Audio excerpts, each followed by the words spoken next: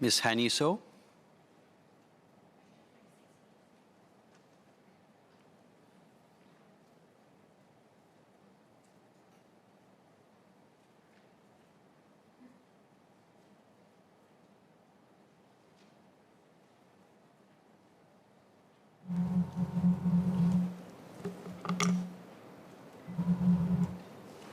Mr. Deputy Speaker, sir, questions 4656, 4657 and 4648 on today's order paper relate to the decision to close Singapore Turf Club and redevelopment plans for the site.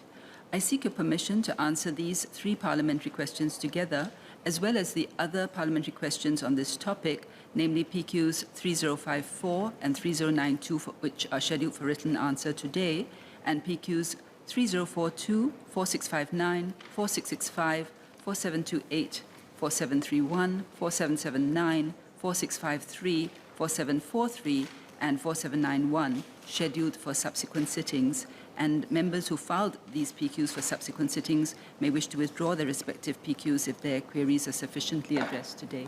Yes, please.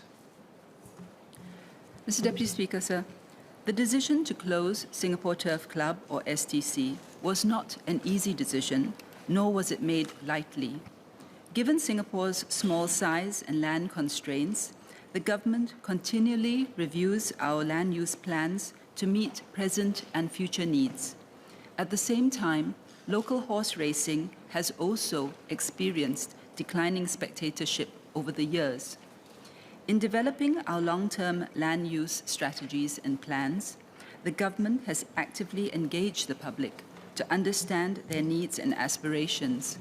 These engagements have strongly affirmed that we need more land for housing, as well as diversity of spaces for leisure and recreation, to provide a quality living environment for Singaporeans. With the demand for more land for housing and the declining spectatorship for local horse racing, the government made the difficult decision to redevelop the Singapore Turf Club to better meet our future needs. Mr. Gerald Giam asked whether the use of the Singapore Racecourse site under the current URA Master Plan has been revised to include housing. At the Committee of Supply debate earlier this year, MND announced that we have started on our draft master plan review, which will take place over the next 2 to 3 years. The government intends to update the revised land use for the site to include housing in the upcoming master plan. Ms. Hani So and Mr. Louis Chua asked about the redevelopment plans for the site. The site will be holistically developed to meet the increasing demand for housing, including public housing, as well as leisure and recreation.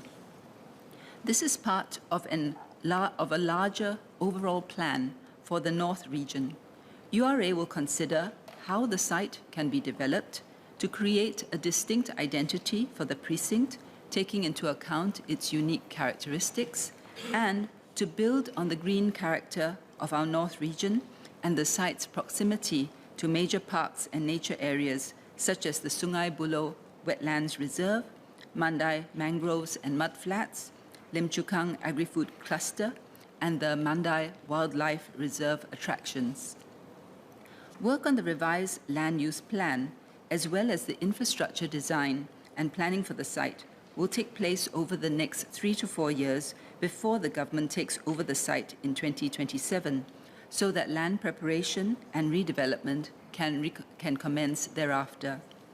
The government is studying the potential uses for the site, including the number of dwelling units that can be injected. Details of the redevelopment plan will be made known once the relevant studies and assessments are completed. Mr. Edward Chia asked about the timing. The handover of the land and assets of STC is scheduled to be completed by March 2027, which is 3.5 years from now.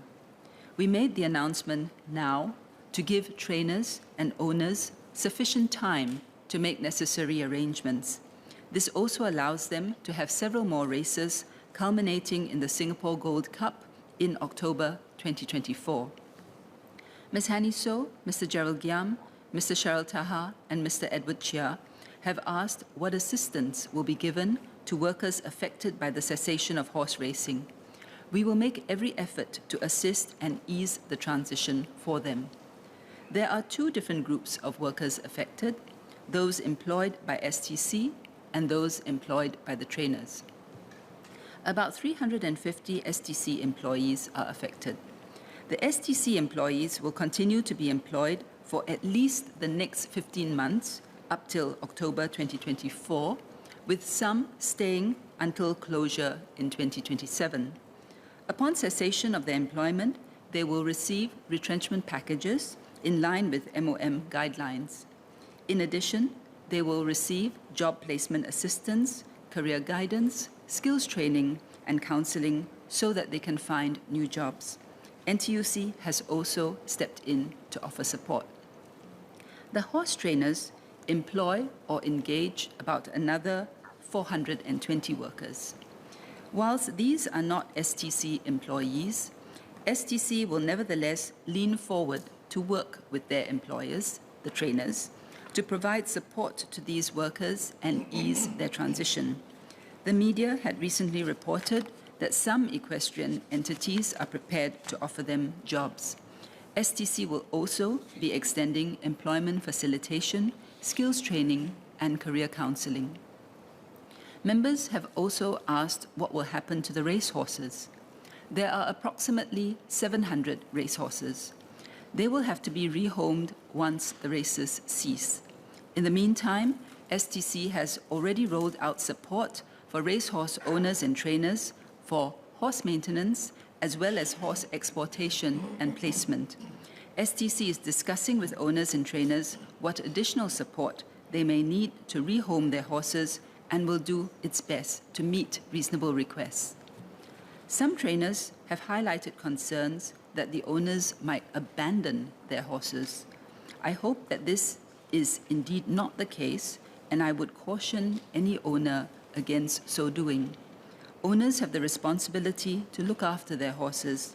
It would be an offense under the Animals and Birds Act to abandon their horses or fail to care appropriately for them. STC is committed to working with owners to manage their horses in a responsible manner, such as through rehoming, either overseas or in a stable in Singapore. Members have also asked about the impact of the closure of STC on equestrian activities in Singapore.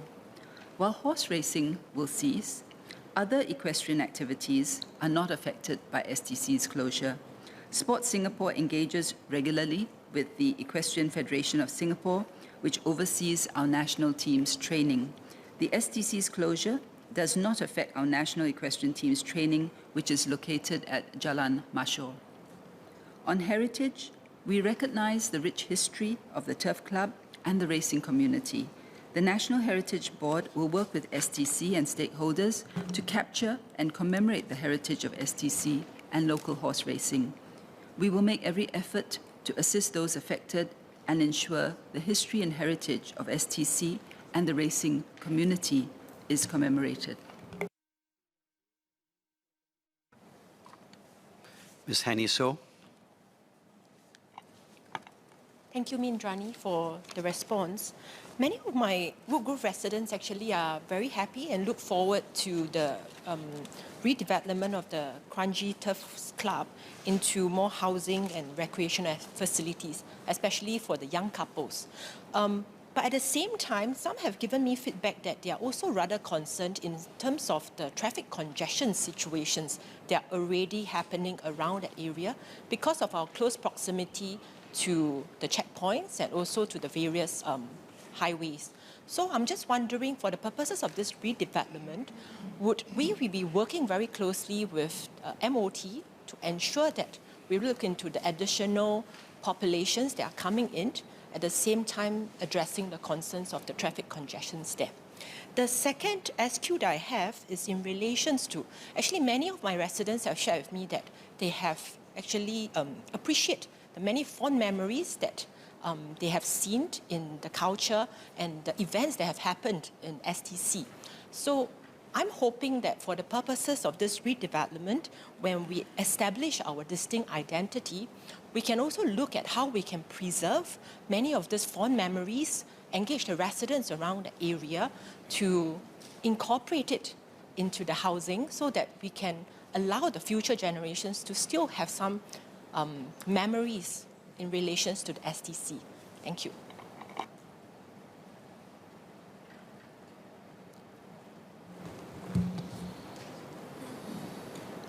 Mr. Deputy Speaker, the answer to Ms. Haniso's supplementary questions, to both of them, is yes. We will be working with MOT to do an impact assessment. In fact, that's one of the reasons why we need these 3 years before 2027, because you need to look at what are the infrastructure requirements around the place, the road network, the ease of traffic, traffic flow. All of these things will be part of the assessments and technical studies that have to be done as part of the land use site preparation. With regard to the second answer about whether when it's redeveloped, regard will be had to the heritage, the answer is yes. I think we are very mindful of identity and heritage of various areas. In the early years when we were doing our redevelopment, we used to clear a lot of things and it was just new buildings coming up. But increasingly, we've become much more sensitive, I think, not only as a ministry, but as a population to our history and heritage. This was very evident when we did the long-term plan review, and that's one of the pillars that has come out of the long-term plan review. You will see this approach. We have said that we will do that for the old Police Academy site, also for Paya Lebar, and similarly for this site, we will have regard to the heritage.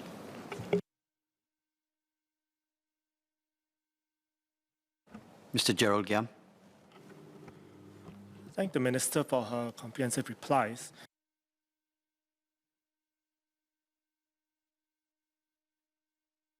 To use retired racehorses for other equestrian sports, and if so, won't the supply of horses be constrained after the Singapore racecourse closes down, leading to higher costs for buying and importing horses for equestrian sports?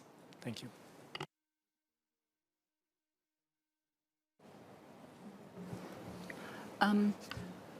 On the question of retired racehorses going to other equestrian sports, I think that may have to be directed to MCCY in terms of sports. But I just want to clarify something about these horses. These are race horses, and the majority of them would probably be to continue racing. So the question is how to get them to places where they can continue to race. So exportation would be one of the main strategies to deal with these horses.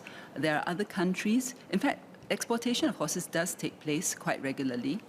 I understand from STC that every month there are actually a few. They may go to Malaysia, for example.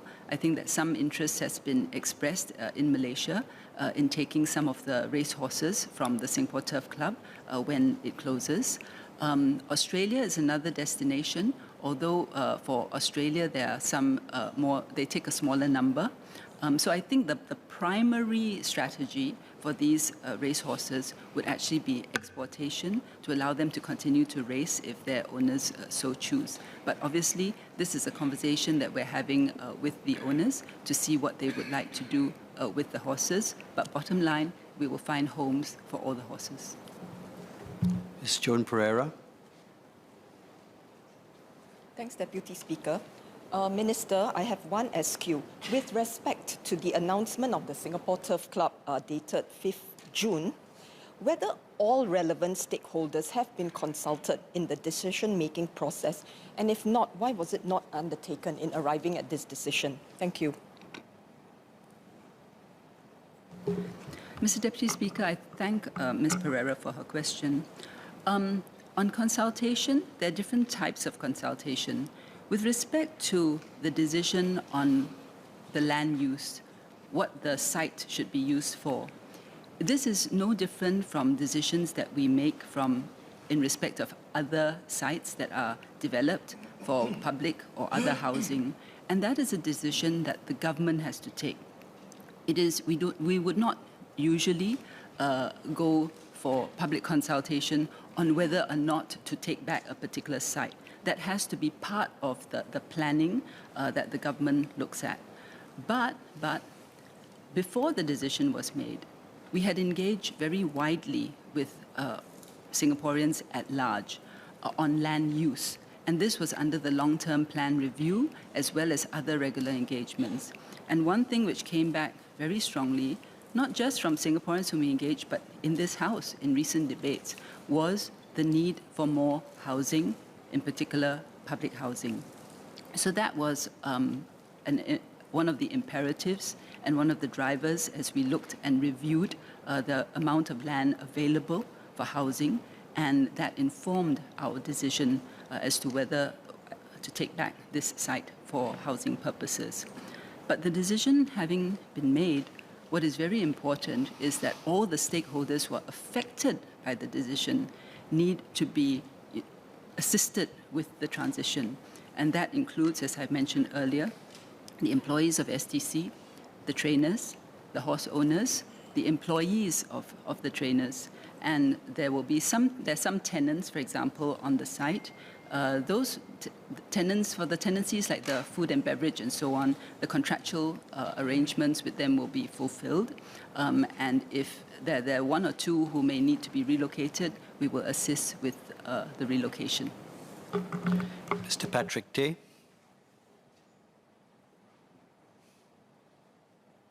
Thanks, Minister, for the response, and I just got a few SQ.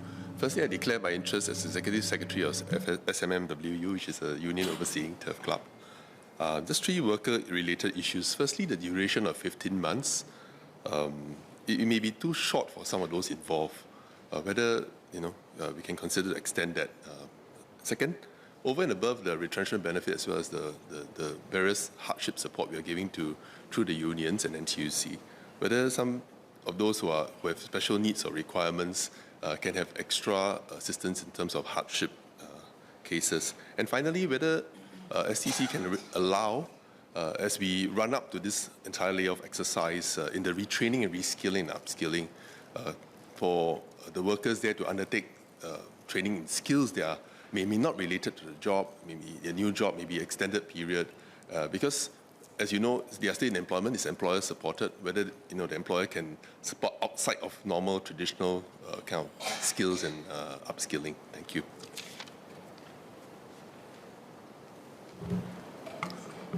I thank Mr. Tay for those pertinent questions. He raised 3 points. Let me take them in turn. With regard to the duration of 15 months, let me explain how that is derived. 15 months is the period when we expect the last race to take place. So the last race to take place would be the Gold Cup next year in October of 2024.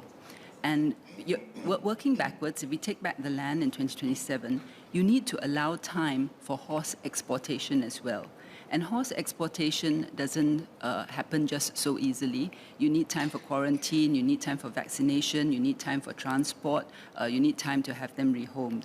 So working backwards, it was determined that October next year should be the last race, which means that between now and October, these employees, all of them, whether STC or for the trainers, will actually be able to continue in employment. Then the question is when it stops, because once the last race finishes, in a sense, especially for the trainers, there are no further races, so there will still be horses to be looked after for exportation, but you wouldn't be preparing for racing, for example. So the workload is already going to start tapering off. Exportation is by 2026. So there's still a period between 24 and 26 when there will be a tail off. So this is something that STC as well as the trainers will have to work through with their employees to bring the employment to an end. For STC, as I mentioned earlier, some will have to continue being employed right up to 27 because, the administration's staff, whoever's doing payroll, payments, and so on, they'll still need to be around to do the winding down. The second point that Mr. Tay raised was those employees who may be experiencing hardship and may require extra support. I would certainly encourage them to raise with their employers and with STC if they have special needs or face particular hardship, and we will lean forward to assist them. And the third was whether STC could allow workers to undertake skills trainings for other jobs. I think the answer is definitely yes, but I think the real question is we need to be sensitive to what the workers themselves would like to do. There may be some who are able to find other jobs in the equestrian industry, and if they are able to find those jobs and they want to continue, that should be very much their choice. But there may be some who may decide to exit the industry and wish to enter a new industry. For those, we would most certainly make every effort to assist them to be reskilled. Mr. Louis Chua.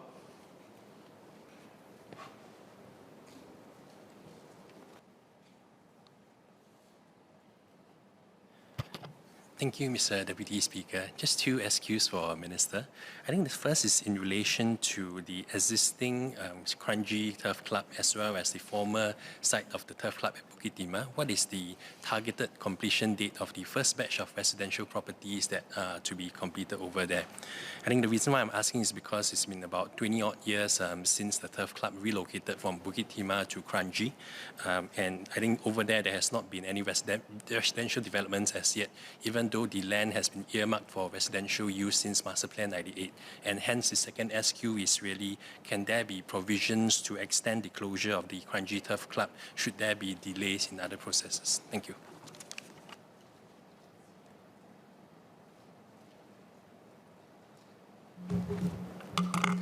I thank Mr. Chua for his supplementary questions. Mr. Chua's question actually covers two different sites. One is the Kranji Turf Club, and the other is the Bukit Timah Turf Club, now known as Turf City. Let me deal with each in turn. So for the Kranji Turf Club, this is something that has been earmarked for immediate development. So if you have an extension, it's going to push back the plans to be able to develop the area immediately. And I think that, you know, given the shortage in housing, if you push back, if you extend it, it's going to push back the housing program for the houses that can be built in the Kranji area. And the question is, extend for what purpose?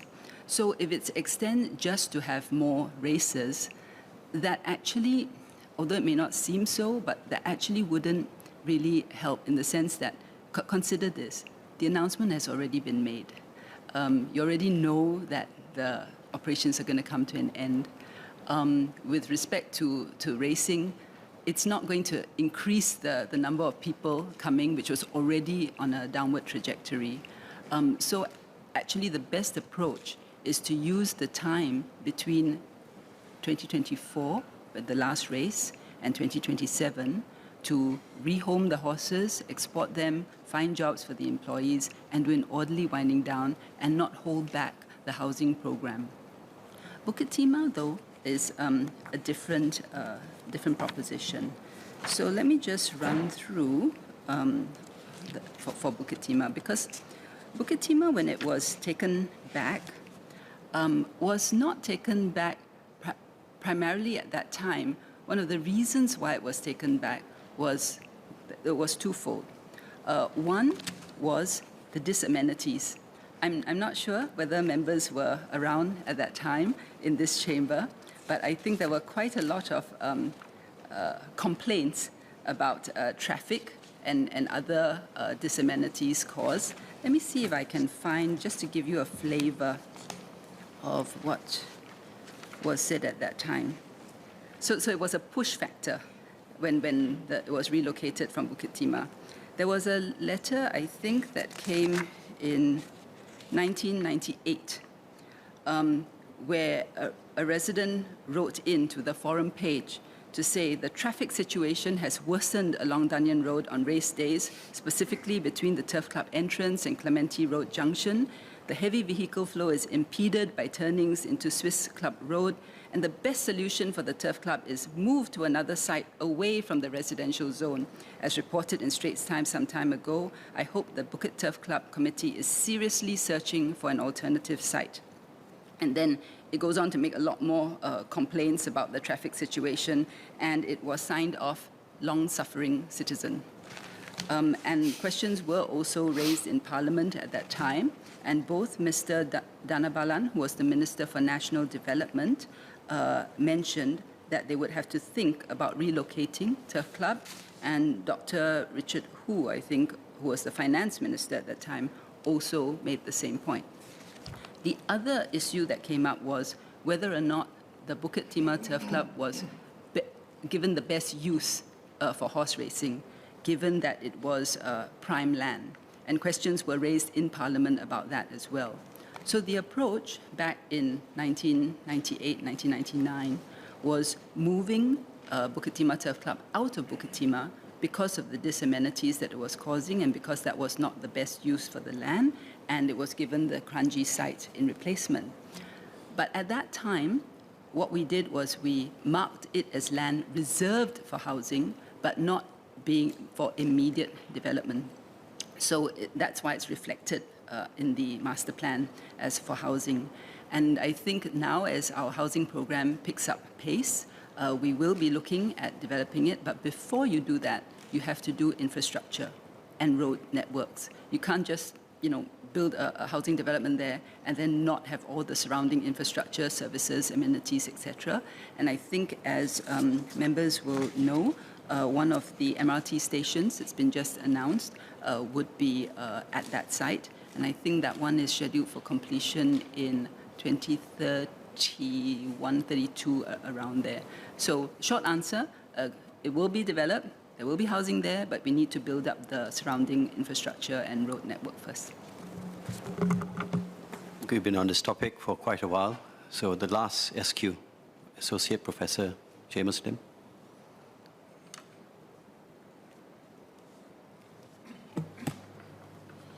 Thank you, Deputy Speaker. If I may just build off the question by Member Joan Pereira about stakeholder consultations, and in light of press reports that indicated many stakeholders expressed surprise and dismay at the decision, I'm wondering if the Minister is willing to share if a formal stakeholder consultation process will now be undertaken with residents in the neighbourhood with regard to future plans for this turf club site, and more generally, if the notion of a stakeholder consultation process for any major government decisions with public policy implications will be weaved into more standard practice. I thank Associate Professor Lim for his PQs. I think the answer to the first one is yes. Immediately after the announcement, STC actually embarked on engagement with the trainers and the horse owners. It's an ongoing conversation because, as you can imagine, when the announcement was first made, many were, shall we say, it came out of the blue. So it's taking some time to adjust to the announcement, and obviously with the employees as well. With respect to the surrounding area, I mean, there's not a lot of residential in the immediate vicinity, but it's part of HDB's normal consultations when they ask people, what would you like for your town or for your area? So that will take place. And on the second part, I think Associate Professor James Lim asked, when would we consult? Is that question? Or?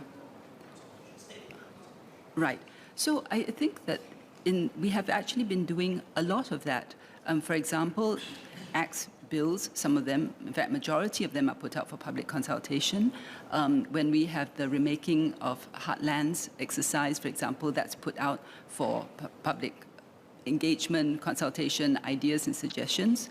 When we do placemaking, the long-term plan review was one such. So I think that there's a category where it is sensitive, meaning market sensitive, and you can't put that out for, you would not normally go and say, can I have public consultation on whether I want to do land acquisition? I mean, that's a category that you would not do public consultation on. But your decision in deciding whether or not to do the land acquisition may be a result of previous consultations on feedback on congestion, on what people want, etc. So the short answer is we will do as much public consultation as we can.